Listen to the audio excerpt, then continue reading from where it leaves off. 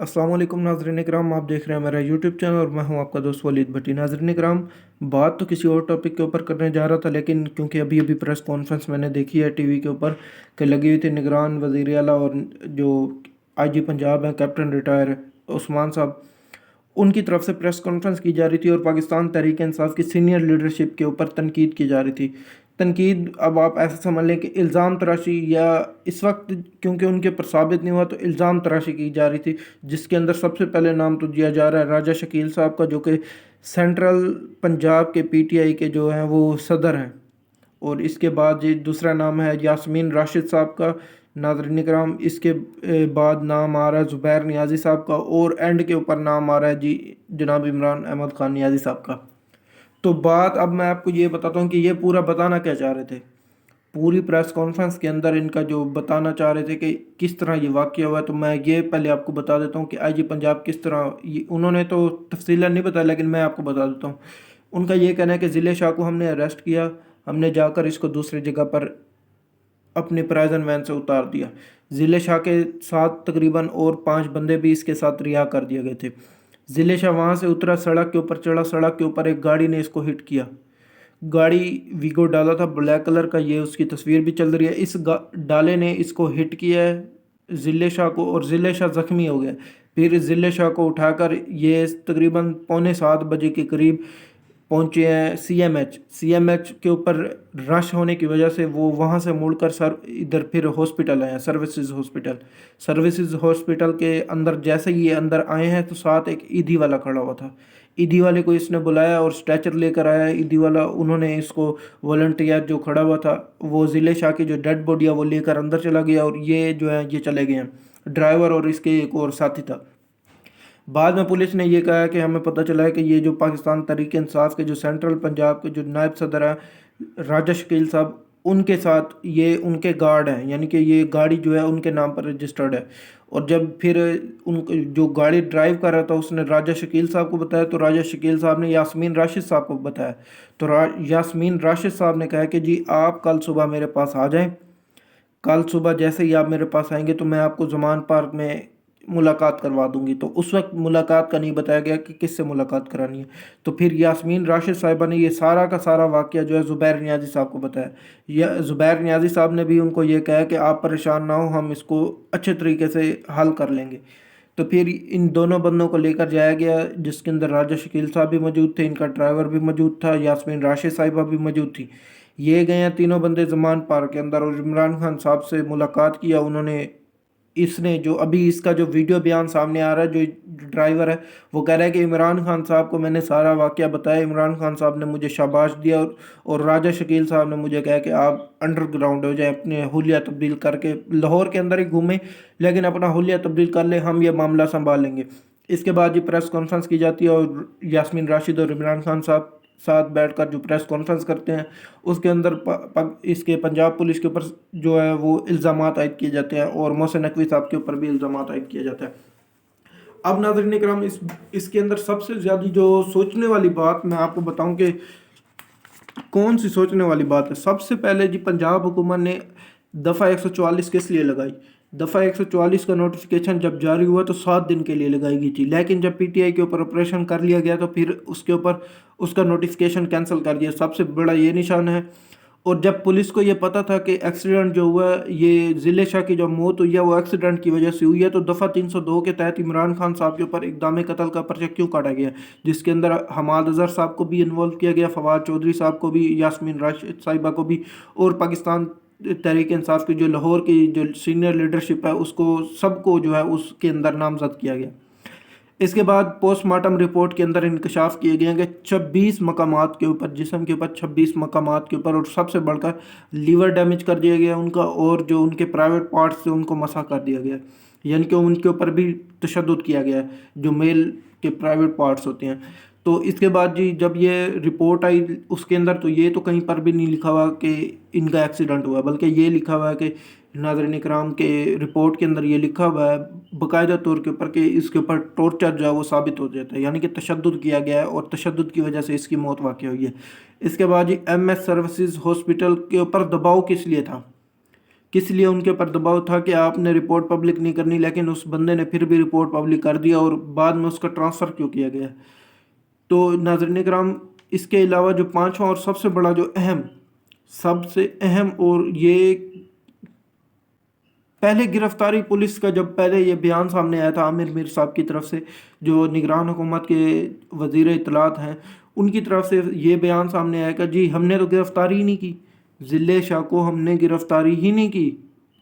مطلب ان کا یہ پورا انہوں نے سمجھا دیا ہے کہ ہم نے ضلع شاہ کو گرفتار نہیں کیا، لیکن اب وہ مان رہے ہیں کہ ہم نے جی ضلع شاہ کو ایک جگہ سے گرفتار کیا اور دوسری جگہ پر اتار دیا۔ اور ان کا یہ کہنا تھا کہ نگران وزیر اعلیٰ صاحب کا کہ میں اگر وزیر اعلیٰ نہ ہوتا تو میں کسی اور طریقے سے آپ سے جواب طلبی کرتا،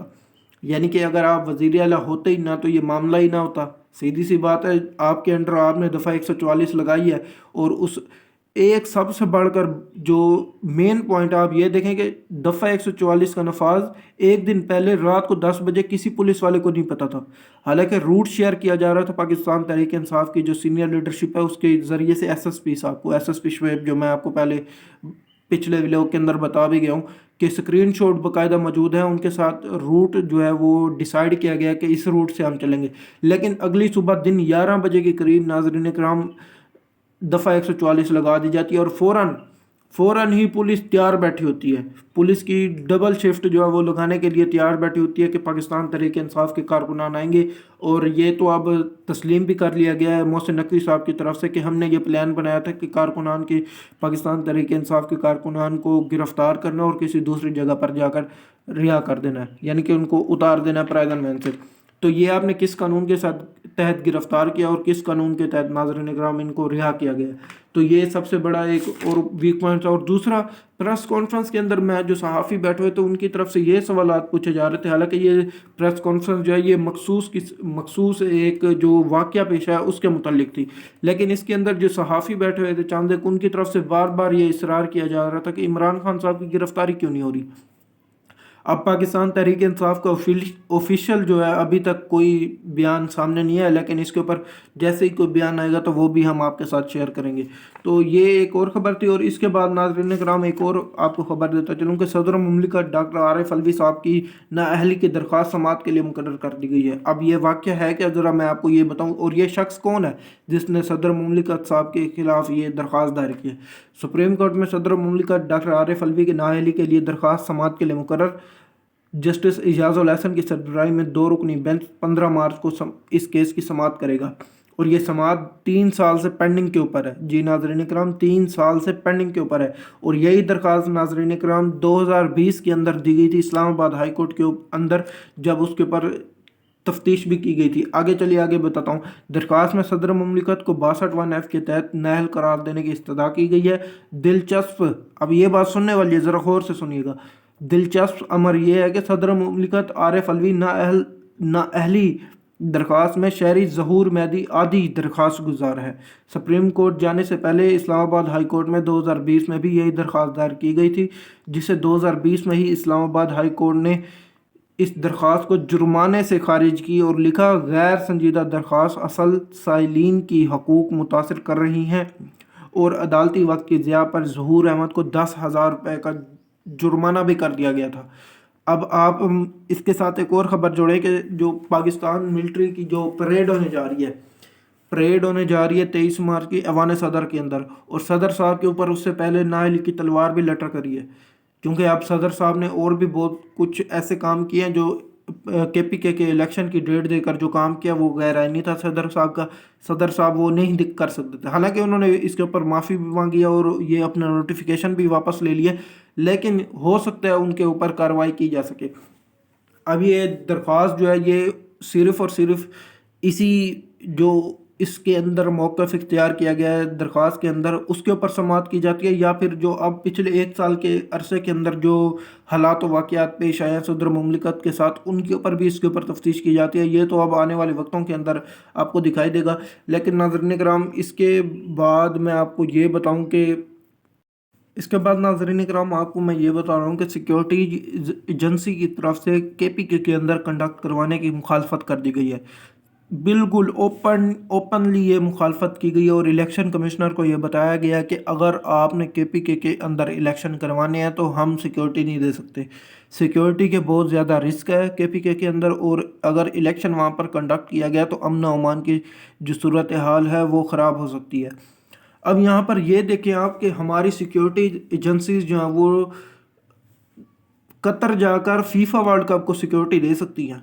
कतर जाकर फीफा वर्ल्ड कप को सिक्योरिटी दे सकती हैं और 2 से 3 महीने के लिए दे सकती हैं लगातार। इसके अलावा हम चलते हैं यूनाइटेड नेशन को भी नाज़रीन कराम सिक्योरिटी दी जा सकती है, लेकिन सिक्योरिटी इसलिए नहीं दी जा सकती कि केपीके के अंदर इलेक्शन करवाना है।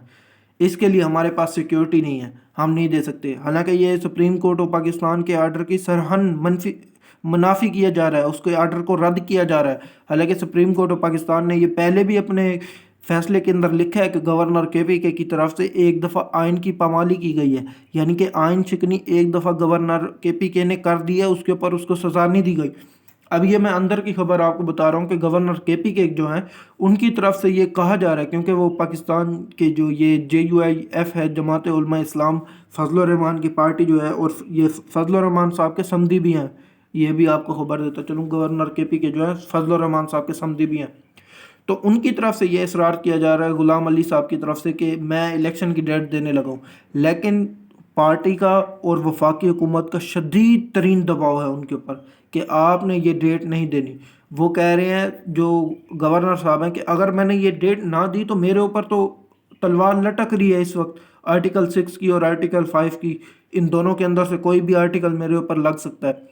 लेकिन अभी आने वाले वक्तों के अंदर आप देखना है सोमवार वाले दिन ये इजलास होना है, इलेक्शन कमिश्नर ने इनको बुला लिया है कि आप आकर हमें डेट दें, लेकिन ये अभी भी उसी बात के ऊपर अड़े हुए हैं कि आप पहले सिक्योरिटी एजेंसी से बात करें। हालांकि इलेक्शन कमिश्नर ने इनको कहा कि जी हमारा काम है सिर्फ नोटिफिकेशन लिख कर इदारे के पास भेज देना कि आप हमें इतनी सिक्योरिटी मुहैया कर दें, लेकिन फिर भी ये उसके ऊपर खिलाफ वर्जी कर रहे हैं। लेकिन आने वाले दिनों के अंदर देखेंगे कि पंजाब के अंदर तो इलेक्शन होने जा रहा है और पाकिस्तान तहरीक इंसाफ इसके अंदर मुश्किलात इसको बहुत ज़्यादा फेस आने वाली हैं इलेक्शन कैंपेन के अंदर। और दूसरी खबर आपको कल भी मैंने बताई कि नवाज शरीफ साहब को ये किस लिए आज के ये प्रेस कॉन्फ्रेंस की गई है मोहसिन नकवी की तरफ से। और